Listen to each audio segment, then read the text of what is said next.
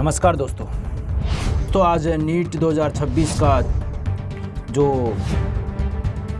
Paper leak हुआ है उसके बारे में पूरे देश में चर्चा चली हुई है कि किस तरह से पेपर लीक हुआ। आज हम उसके बारे में पूरी जानकारी देंगे। दोस्तों, आखिर कब तक ये चलेगा? कब तक जो मेहनत करने वाला विद्यार्थी है उसकी मेहनत मिट्टी में मिलेगी? आखिर कब तक वो पिता जो रिक्शा चलाकर अपने बच्चों का भविष्य देखता है, कब तक वो माँ जो दूसरे के घर में बर्तन साफ करती है अपने भविष्य को लेकर, अपने बच्चे के भविष्य को लेकर चिंतित रहती है और बाद में पता चलता है उसके बच्चे का भविष्य पेपर लीक में मिट्टी में मिल गया है।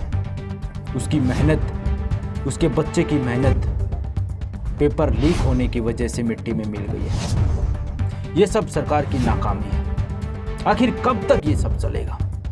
किसी को तो इसकी जिम्मेवारी लेनी पड़ेगी और सख्त से सख्त सजा देनी पड़ेगी उन पेपर लीक वालों को। जब तक उनको सख्त से सख्त सजा नहीं मिलेगी, जब तक वो ऐसे ही षड्यंत्र रचते रहेंगे पेपर लीक करने के लिए, ऐसे ही वो यूज करेंगे अपने दिमाग को, ऐसे ही वो मेहनती लोगों के सपने मिट्टी में मिलाते रहेंगे। ये सबको ध्यान में रखकर उनको सजा देनी पड़ेगी। उस पर क्या बीतरी होगी दोस्तों, जो चूल्हे की आग की रोशनी में पड़ता था ताकि वो अपने भविष्य को बना सके। जब उसको पता चला होगा कि मेरा पेपर इतना अच्छा बना है और वो पेपर लीक हो गया है, पहले से ही लीक हो गया है, उसकी मेहनत मिट्टी में मिल गई। अब सरकार का क्या? ये सब सरकार की नाकामी है। अब सरकार ने सीबीआई को जांच करने के लिए भेज दिया। पहले भी परीक्षा रद्द हुई, पहले भी सीबीआई को जांच करने के लिए भेजा गया था। क्या हुआ? कुछ नहीं हुआ, ऐसे ही चला गया सब कुछ, ऐसे ही सब कुछ भूल गए। बार बार पेपर लीक होना ये सरकार की नाकामी है।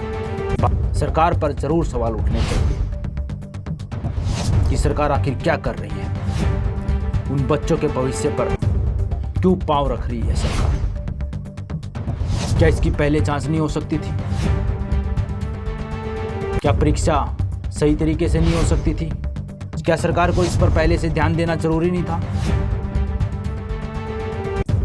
ताकि उन बच्चों की मेहनत मिट्टी में ना मिले? पूरा मामला कैसे पता चला, चलो इसकी जानकारी आपको विस्तार से देते हैं। 3 मई को नीट 2026 की परीक्षा होती है। करीब 23 लाख लोगों ने परीक्षा दी। उसके 2-3 दिन के बाद गैस पेपर लीक होता है। उसके 2-3 दिन के बाद गैस पेपर पूरे सोशल मीडिया पर लीक होता है और उसमें देखा जाता है कि जो मेन परीक्षा थी उसमें 120 से 135 क्वेश्चन मिलते जुलते हैं। तब जाकर शक हुआ कि पहले से ही पेपर लीक है। सरकार के कान खड़े हो गए, एजेंसियों के कान खड़े हो गए कि ये कैसे हो सकता है। तुरंत अफरा तफरी मच गई थी पूरे देश में। जांच एजेंसियां लग गई इसकी जांच करने में। हरियाणा, पंजाब, महाराष्ट्र, बिहार के राज्यों में तलाश करने लगी कि कैसे पेपर लीक हुआ।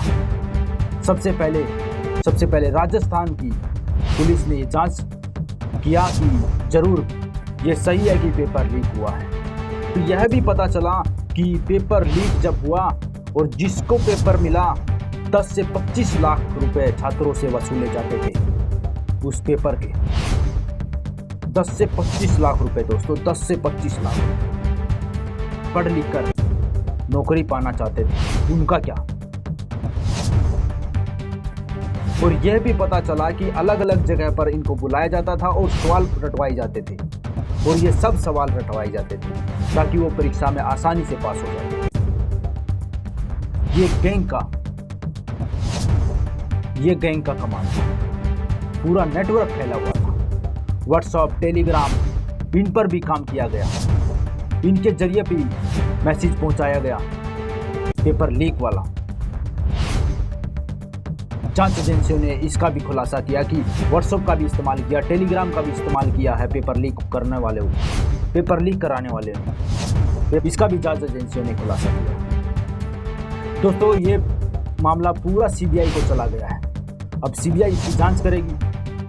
अब सीबीआई जांच करेगी पहले की तरह, लेकिन फिर डॉक्टर संगठन को पता चला कि ये मामला सीबीआई में गया तो वह सुप्रीम कोर्ट पहुंचे और सुप्रीम कोर्ट में जाकर बोला गया कि ये परीक्षा जजों के सामने होनी चाहिए, क्योंकि लोगों का भरोसा उठ गया है। पूरा छात्र सड़कों पर आ चुका है, पूरा छात्र परेशान है। जो दिन रात मेहनत करता था वो पूरा रोड पर आ गया, सिर्फ सरकार की नाकामी की वजह से।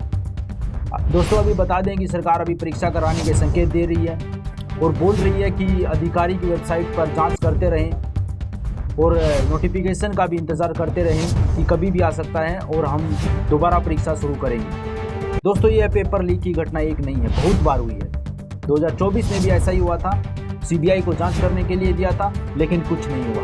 इसलिए सुप्रीम कोर्ट का रास्ता डॉक्टर संगठन ने उठाया है ताकि अच्छे ढंग से परीक्षा हो सके और जो मेहनत करने वाला छात्र है उसकी मेहनत बेकार ना जाए